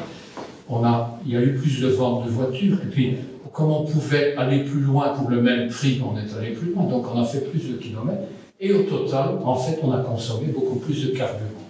Donc environ, parce qu'il y a eu plus de voitures, environ 100% de voitures en plus, hein, le nombre de voitures a doublé, c'est à Bruxelles, ça, mais je pense que c'est valable pour la Belgique, a doublé depuis 1977. On a doublé aussi le nombre de kilomètres, parce qu'on va de plus en plus loin, hein, dans le sud de la France, etc. Et au total, donc, on a réduit de 40% en Europe la consommation de 100 km. Donc, mettons qu'on est passé de 10 litres à 6 litres, je ne sais pas, je dis quelque chose, mais en même temps, on a augmenté de 200%. Alors, faites le compte, hein, au total, ça n'a rien donné. On a plus de consommation qu'avant. Alors, est-ce que c'est bon ou c'est pas bon? J'en sais rien. Si vous êtes un écologiste fondamentaliste, vous allez dire c'est une catastrophe. Donc, qu'est-ce qu'il faut faire? Il faut interdire la voiture. Il n'y a pas moyen de faire autrement. Il faut que tout le monde ne puisse plus aller en voiture. Parce que sinon, on n'en sortira pas. Et c'est vrai, si vous donnez aux gens une technologie formidable qui crée leur liberté, vous n'allez pas attendre qu'ils vous disent, ben non, ok, on a plus d'argent parce qu'on dépense moins, mais alors à ce moment-là, je prends Ryanair ou je vais au Cambodge, je fais mes vacances. Hein. C'est ça qui se passe. Hein. Et c'est la même chose avec ce qu'on veut faire maintenant avec les mégawatts, c'est exactement la même chose. Ça n'est possible pour moi que dans une dictature, des trucs comme ça. Je suis tout à fait contre ce genre de mesures. Donc les mauvais remèdes, je vais encore lancer une bordée contre les énergies renouvelables, ce sont les éoliennes, ce sont mes ennemis personnels. Bon, j'habite dans un immeuble qui s'appelle les éoliennes, mais ça n'a rien à voir. Donc on voulait plus de puissance fossile, et donc on a mis des éoliennes. C'est très bien. Au début, j'étais un très grand ami des éoliennes. Mais le grand problème des éoliennes, vous voyez ça ici, donc ici j'ai repris un schéma de la semaine passée, je crois. Ça, c'est la production éolienne. Il faut d'abord savoir que, donc en Belgique, on a 4,8 gigawatts, donc c'est 4800 mégawatts. Hein, multiplié encore par 1 million, par 1000 pour avoir des 400, pour avoir des kilowatts. Hein. On a donc, en fait, des fluctuations tout le temps, ça dépend du temps. Hein. On a eu des périodes où il n'y avait pas de vent, d'autres où il y a plus de vent.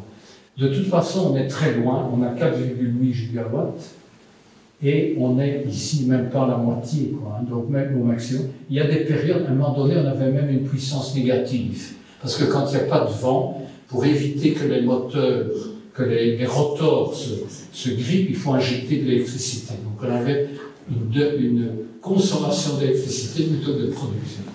Donc tout ça, ça ne fonctionne pas si on n'a pas un système d'appoint. Ça, c'est une évidence. Et ce système d'appoint, c'est quoi? Eh bien, ça ne peut être que des capacités qu'on appelle des capacités pilotables, c'est-à-dire des capacités qu'on sait mettre en route au moment où on en a besoin, indépendamment de la météo, hein, puisque la météo, on ne sait pas vraiment compter là-dessus. Et donc ça peut être, en Belgique, ce sont des capacités fossiles, éventuellement un peu d'hydraulique, on a un peu d'hydraulique au fil de l'eau, on a des centrales nucléaires, hein, des réacteurs nucléaires plutôt, on a 6 gigawatts, hein, donc 6000 mégawatts à peu près, et donc voilà, et donc en réalité, si on a des énergies éoliennes, on a des capacités éoliennes, eh bien on ne peut pas se passer des capacités qu'on a aussi pour faire la pointe quand il n'y a pas de soleil et de vent. C'est-à-dire qu'en fait, on n'a pas de remplacement. Hein, les capacités éoliennes ne remplacent pas les capacités qui existent. C'est faux de nous faire croire qu'on va installer énormément d'éoliennes, on va pouvoir supprimer toutes les capacités fossiles et nucléaires. C'est impossible, parce qu'on en a toujours besoin. Alors vous me direz, oui, enfin, si on a un peu d'éoliennes, c'est quand même bien parce que ça n'émet pas de CO2, etc. C'est même pas sûr qu'on gagne grand-chose de ce point de vue-là, parce que c'est comme une voiture. Hein. Si vous êtes dans une voiture, même vous devez, à Bruxelles, maintenant, on va faire partout du 30, donc vous êtes tout le temps en train de vous arrêter, vous consommez plus d'essence. Hein. C'est ce qu'est la même chose. Parce que donc, les centrales d'appoint vont faire ce que moi j'appelle du yo-yo, et donc elles s'arrêtent et puis on les met en route, etc. Donc elles consomment plus de gaz, par exemple, gaz naturel. Et donc elles émettent plus de CO2. Donc en fait, quand on fait le calcul, on s'aperçoit qu'on gagne pratiquement rien. Et d'autre part, on a les normes qu'on appelle des externalités. On occupe des territoires gigantesques. Hein. Je me baladais à Natois, là j'ai vu une affiche. Je ne sais pas, il n'y a pas encore trop dans la province de Luxembourg. Je ne sais pas. Non, c'est pas encore trop. Ah, oui, ça commence, c'est grave. Hein, quand même. J'étais un jour du côté de Baston, ça ne me plaisait pas beaucoup de voir mon Ardenne dénaturée comme ça. J'aime pas. Non, moi j'aime pas les éoliennes. Je pense que c'est intéressant pour certaines applications, pas pour nous d'alimenter l'électricité. Alors il y a encore plus grave que ça, c'est ce qui se passe maintenant. C'est qu'on veut dire, voilà, on va abandonner le nucléaire. Donc ça veut dire qu'on va devoir, puisqu'on doit garder une capacité qui est gérable, pilotable, on doit installer autant de centrales au gaz en plus. Hein, donc on aura 6 gigawatts en plus si on sort du nucléaire, et donc on aura énormément plus de... Et là, la Commission européenne joue un peu à drôle de jeu, parce que d'un côté, il n'y a pas de problème, vous pouvez y aller, de l'autre, il y a les gosses qui gueulent dans la rue, alors on ne sait plus très bien ce qu'on va faire. Voilà. Alors je pense que le temps passe, donc je passe à la deuxième partie, enfin c'était la plus grande partie. La deuxième partie, c'est un peu d'essayer de comprendre pourquoi il y a tous ces manquements, tous ces échecs. Justement parce qu'on n'arrive pas à avoir cette pensée systémique qui est si importante, et notamment en termes de ces archétypes qui sont si importants dans beaucoup de problèmes. Alors il y a des travaux très intéressants dont je ne peux pas parler de tout, mais il y a par exemple les travaux qui sont faits par l'auteur Dietrich Donner, qui est la logique de l'échec, pensée stratégique dans des situations complexes. On y est en plein. Donc on voit, je ne sais pas si c'est Captain America ou Superman qui se lance à l'assaut des villes pour délivrer les gens de l'échec. Hein. Mais c'est très intéressant parce que lui, donc c'est un psychologue au départ, mais il a quand même des très bons moyens informatiques parce qu'il joue avec des jeux de rôle, ce qu'on appelle des business games, ou ce qu'on appelle aussi des simulateurs de vol, un peu comme entraîner les pilotes. Donc on met les gens, par exemple, dans une situation, mettons, il y a un ancien bourgmestre ici, au moins, qui a géré une ville, et ben voilà, il fait des exercices, il entraîne le bourgmestre pour voir, tu vas être confronté à toutes sortes de problèmes. Il y a des gens qui trouvent qu'il n'y a pas assez de bibliothèques, il n'y a pas assez de livres à la bibliothèque, d'autres, il y a les caca de chiens dans la rue, enfin, tu connais les problèmes. Hein. Et il fait comme ça des jeux de rôle, parce qu'évidemment, c'est très difficile de commettre des erreurs dans la vie réelle, parce que ça pourrait avoir des conséquences. Et puis, on les fait en raccourci, en accéléré, en faisant des simulations. Et je dois dire que c'est extrêmement intéressant. C'est un livre un peu touffu à lire, mais qui existe en français, voilà. Hein, voilà quelques exemples qui traitent ici. Donc, c'est par des simulations qui traitent ça. En français, ça s'appelle « Pourquoi les choses vont mal, que faire pour qu'elles aillent bien ». Donc, par exemple, il a essayé de comprendre pourquoi est-ce que Tchernobyl et des choses comme ça, des erreurs d'opérateurs, peut-être qu'il aurait pu faire aussi Fukushima éventuellement. Hein. Bon. Et alors voilà, donc c'est un homme extrêmement intéressant. Si vous avez l'occasion, vous comprenez l'allemand, vous tapez son nom Dietrich Donner, et il y a des conférences qu'on peut suivre. Et moi, j'ai repris en fait certaines idées de ces conférences, en essayant un peu de synthétiser. Il identifie 4 déficiences de la pensée humaine qui sont ici. Je vais passer en revue ces 4-là, parce que je pense que le temps passe, donc je vais un peu accélérer. Donc la première déficience mentale, je dirais psychologique, pour prendre les bonnes décisions face à la complexité, c'est une certaine paresse intellectuelle. Je crois que c'est quelque chose qui est très fréquent. Cette lenteur nous pousse par le souci d'économie de ressources mentales à la simplification outrancière de situations complexes en la réduisant souvent à un paramètre objet, ami ou ennemi, c'est ce qu'on appelle en anglais un proxy, qui peut prendre une forme obsessionnelle. Et je pense qu'il y a aujourd'hui des choses comme ça qui sont des choses obsessionnelles. Bon, il y a par exemple le CO2 aujourd'hui. Chez les écolos, ça devient une obsession. Moi, je suis d'accord qu'il y a un problème de changement climatique, je ne mets pas ça en doute, mais ce n'est pas le seul problème de l'environnement. Et quand on les écoute, parfois on a l'air d'entendre que c'est le seul problème qu'il y a. Et donc il faut tout faire, et notamment installer des choses qui ne servent à rien ou pas à grand-chose, en détruisant nos campagnes, pour résoudre ce problème. Alors il y a par exemple le virus le virus Covid-19. Bon, j'ai un peu hésité à citer ça parce qu'on est encore un peu dans une phase un peu douloureuse. On a quand même mis en priorité avant beaucoup d'urgences hospitalières. Et pour moi, ça c'est une très grave erreur. Parce qu'il y a beaucoup de gens, donc ce n'est pas l'ennemi quasi unique de la santé. Il y a tous les ans 130 000 morts en Belgique, hein, 120 000, entre 120 000 et 100 000, de toutes causes confondues, beaucoup de cancers aussi. Donc moi je ne pense pas qu'il... D'accord, c'est sérieux, il faut faire quelque chose, mais de là, voir que c'est là le seul problème. Et alors, bien sûr, il y a cet exemple que j'ai évoqué, la lutte. Donc, c'est de réduire le problème à quelque chose de, finalement, un problème complexe à quelque chose de simple, parce que tout le monde peut comprendre hein, le danger, etc. Mais voilà, donc on néglige les aspects multiples et les intérêts contradictoires, parce qu'il y a beaucoup d'intérêts contradictoires, évidemment. On sert certaines personnes, par exemple, tous les malades qui ont un cancer, mais peut-être qu'ils vont mourir parce qu'ils n'ont pas l'occasion d'aller à l'hôpital, j'ai quelque chose. Hein. Voilà. Et on extrapole aussi l'expérience qu'on a du passé, cette méconnaissance aussi de ce qui est exponentiel dont j'ai parlé. Et surtout, on ignore les effets collatéraux.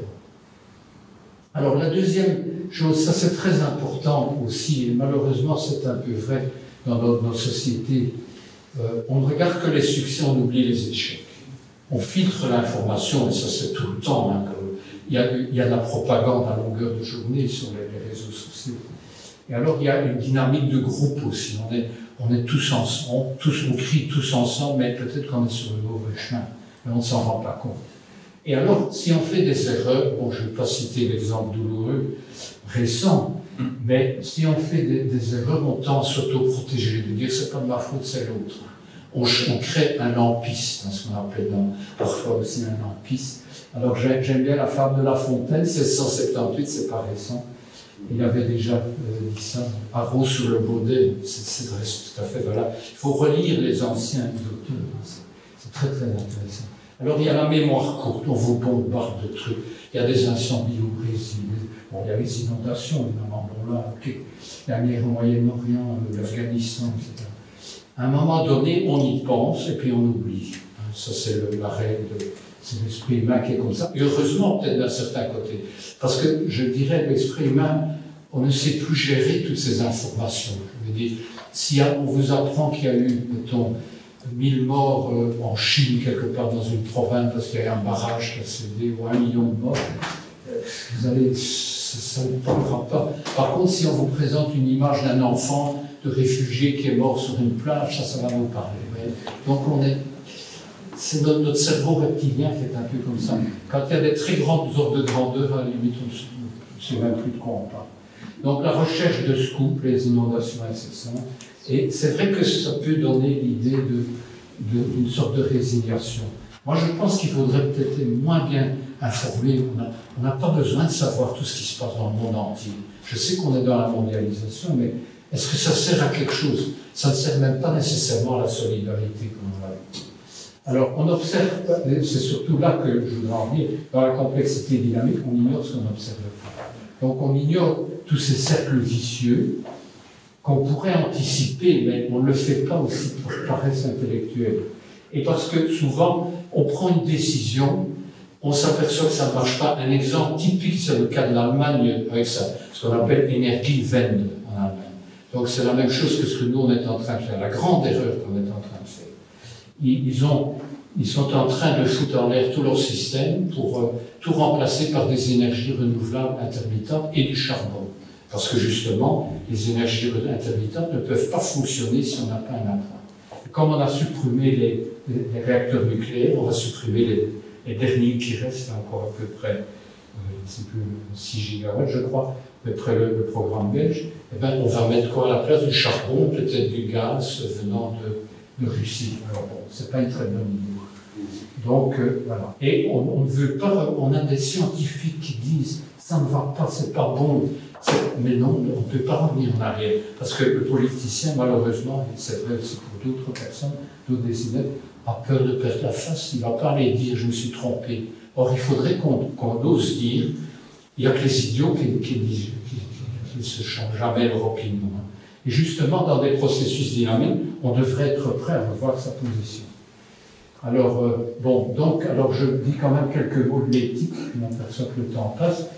Bon, l'éthique, évidemment, c'est devenu quelque chose de difficile dans le monde actuel, parce que quand vous achetez, mettons, des jeans, vous n'êtes pas sûr que ce n'est pas un atelier quelque part au Bangladesh ou en Chine avec le travail des enfants, tout ça a été produit avec des salaires misérables, etc. Donc on ne sait pas. Donc à un moment donné, il faut quand même faire l'impasse en quelque part. Hein, mais surtout, il faut quand même un peu méditer qu'il ne faut pas vouloir faire l'ange alors qu'on est une bête.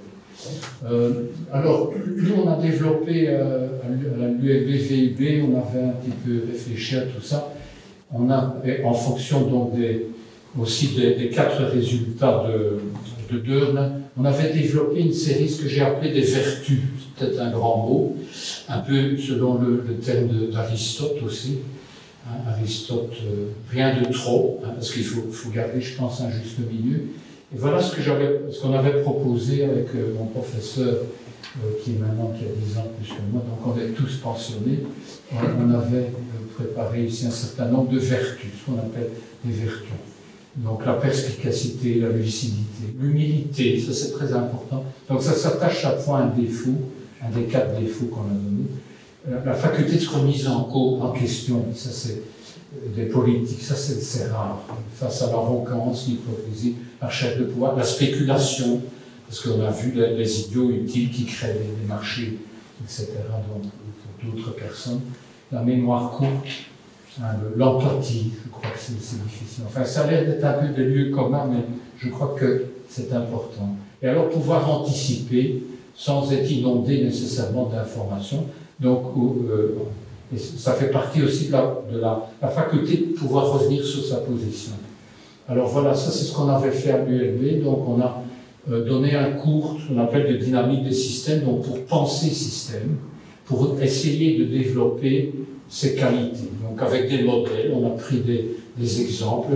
Par exemple, on a traité la crise des subprimes aux États-Unis, on a créé le problème des pensions, on a aussi parlé justement de l'indexation des salaires, dont j'ai parlé, beaucoup de problèmes, une 50aine de problèmes différents, tous actuels, et donc par des méthodes systémiques. Hein. Et alors il y a un article, lorsque vous verrez, vous pourrez peut-être vous connecter. Donc j'ai un article avec le professeur Brands avec qui j'ai travaillé, à la VIB surtout, mais aussi à l'école, donc à l'école polytechnique à Bruxelles, on a développé ça. Alors tout ça, ça repose un peu sur ces systèmes, donc la 5e discipline de Senge. Hein. Ici c'est John Sterman, donc, qui est un professeur du MIT. Au MIT, c'est obligatoire pour tous les étudiants, y compris les ingénieurs. Donc il y a un cours de système. Alors que chez nous, il n'y a plus rien. Enfin, je ne sais pas, peut-être que quelqu'un peut me démentir. Je pense qu'en Belgique, peut-être à la KUL, il y a peut-être encore quelque chose, mais il n'y a plus de cours qui est enseigné. Moi, je suis pensionné depuis l'année passée. Enfin, j'ai dépassé largement là. Mais aux États-Unis, c'est très vivace encore.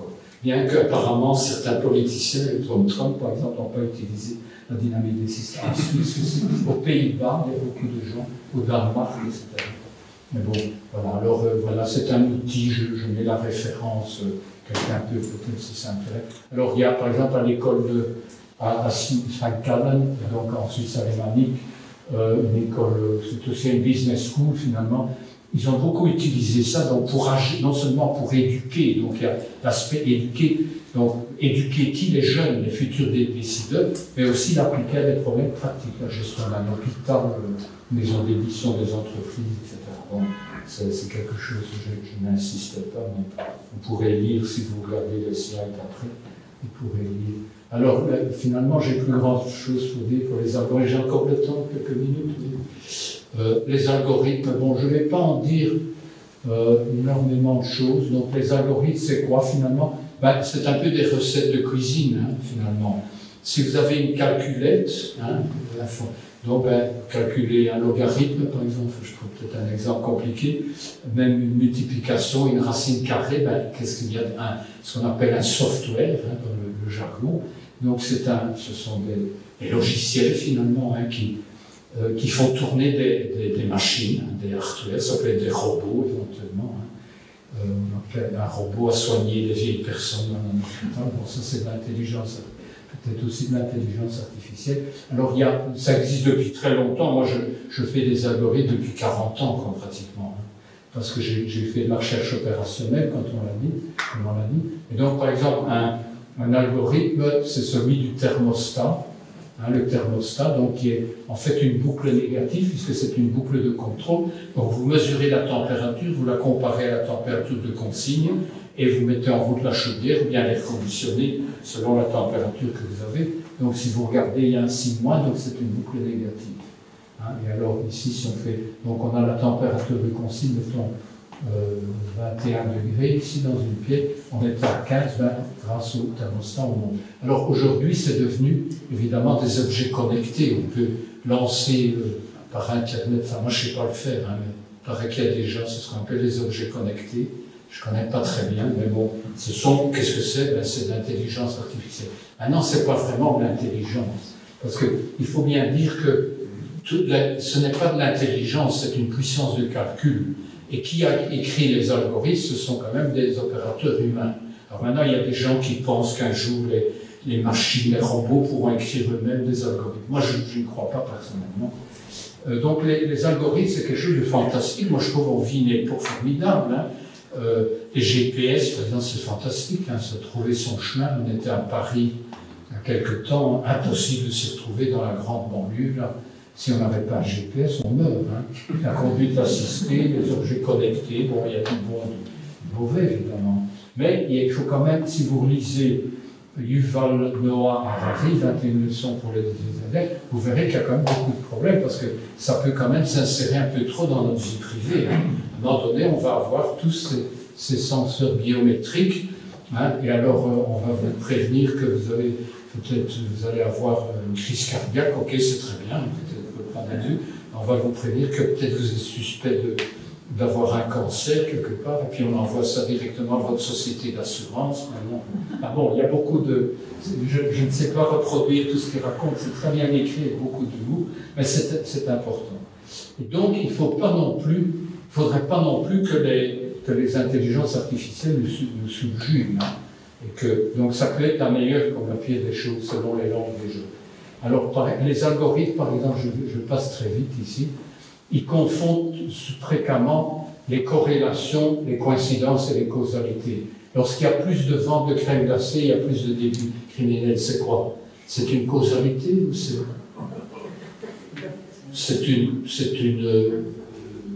une corrélation, en fait. Pourquoi est-ce qu'il y a beaucoup plus de...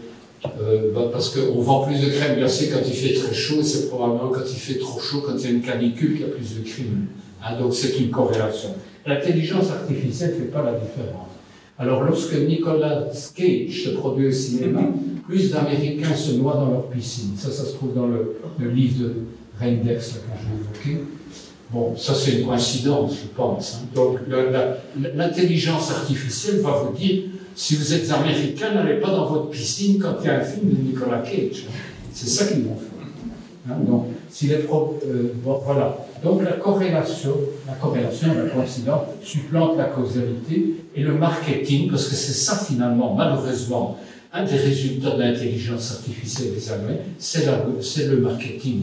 C'est de pouvoir vous envoyer en permanence, vous êtes sur les réseaux sociaux, vous êtes connecté à Google Search, on sait exactement où vous avez été, vous avez un Gmail, on sait exactement le nombre d'heures que vous avez passé dans un magasin de sport, ou même dans un sex shop peut-être, je dis quelque chose, mais on vous envoie des masses de réclames. C'est ça qui se passe. Enfin, c'est un peu... Et donc, ce qu'on dit, même quand on ne comprend pas, on peut agir. Et c'est ça qui est dramatique avec cet outil qui est merveilleux. Hein. Alors ici, j'ai un texte de l'Université de Liège, dont je ne connais pas l'année, ce sont deux chercheurs qui disent, voilà, donc quand on est dans le business du marketing, les méthodes non causales sont imbattables, donc on ne sait pas, c'est peut-être des coïncidences ou que vous avez acheté, vous avez une Renault rouge, d'aller au cinéma tel jour, mais ça ne fait rien. Pour le marketing, on ne se préoccupe pas de ça. Donc, on n'essaie pas de tirer des causalités à partir de données aussi qui reflètent le passé, parce que le futur n'a peut-être rien à voir avec le passé. Hein. Ça peut être tout à fait différent demain dans un monde complexe. Hein. Donc ça, ce sont toutes les limites de ces... Alors ici, je vais peut-être passer assez vite. Donc en fait, je crois, si certains d'entre vous ont des craintes que les robots prennent le pouvoir, etc., les algorithmes prennent le pouvoir, ce ne sera que si on le veut bien. Parce qu'en réalité, ils ne sont pas intelligents. En fait, on confond souvent, il y a plein de bouquins là-dessus, hein, on confond l'intelligence avec la conscience, c'est pas la même chose. Hein, nous sommes conscients, hein, on a peur de la mort, par exemple, donc beaucoup de nos actions sont dirigées aussi dans un instinct de survie. Un robot n'a pas ça, il s'en fout hein, complètement. Donc voilà. Donc, et aussi parce que nous procédons pour induction plutôt que par déduction dans beaucoup de choses. La différence est assez claire. Hein. En fait, l'intelligence artificielle, ce sont ce qu'on appelait dans le temps des systèmes experts. Mais le mot système expert n'est plus sexy aujourd'hui. Moi, j'ai travaillé sur les systèmes experts dans le temps, au début de ma carrière, il y a 30 ans. C'est tombé en désuétude, parce que c'était pas un beau mot. On préfère intelligence artificielle, mais c'est la même chose.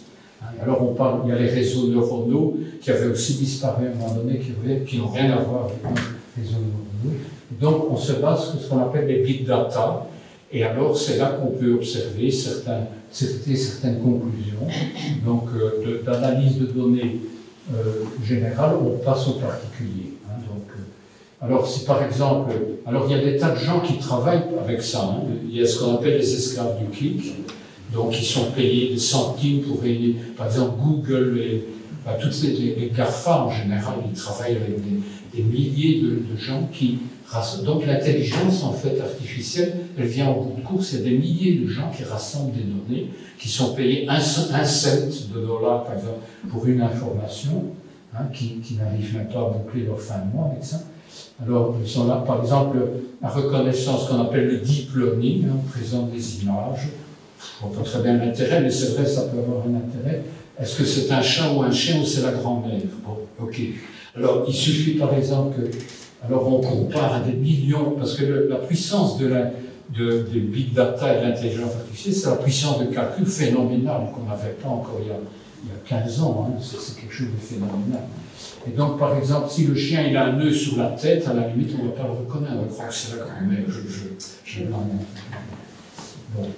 Attendez, effectivement, l'être humain ne travaille pas comme ça, pas du tout.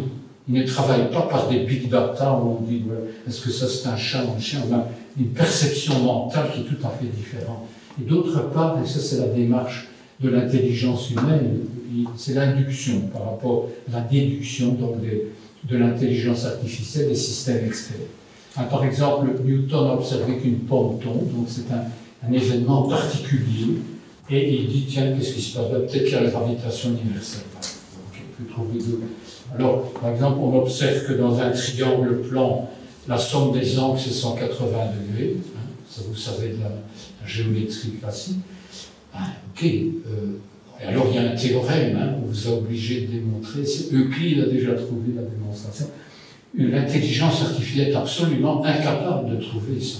Elle va aller tester tous les ans, elle va dire « Ah oui, ok, j'ai testé 1 milliard, 10 milliards de triangles, c'est chaque fois dans 80, mais il va pas trouver la propriété, sauf si on lui a soufflé par une règle, hein, par une règle de déduction.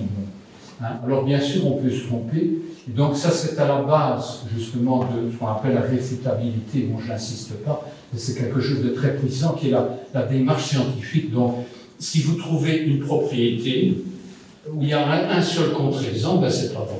Alors, par exemple, la théorie de Newton, la gravitation, elle n'est pas bonne dans tous les cas, puisque parfois c'est la gravitation, c'est la relativité générale qui s'applique. Donc, il y a des exceptions.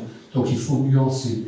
Il faut pouvoir réfuter éventuellement une théorie par la remplacer par une autre. Ok. Donc, on ne remplacera jamais l'intelligence humaine, sauf si on est d'accord de le faire, quoi, de livrer toutes nos données, de le laisser conduire, etc.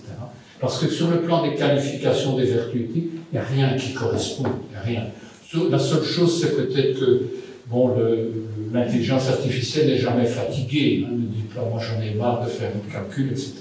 Hein, c'est peut-être la seule chose. Sinon, tout le reste, la compréhension de la dynamique, c'est absent, on ne va jamais aller trouver les effets pervers par soi-même, sauf si on les a dictés dans les algorithmes qui sont écrits par des êtres humains. Les réseaux neuronaux qui n'ont rien à voir avec les réseaux neuronaux, ce sont en fait des boîtes noires qui ignorent en fait les structures dynamiques, qui n'ont aucune structure. Voilà, alors voilà, ben, je termine ici. Donc je voudrais vous dire, je ne sais pas très bien quoi dire à la fin, je voudrais vous rappeler donc quelques paroles de Clemenceau.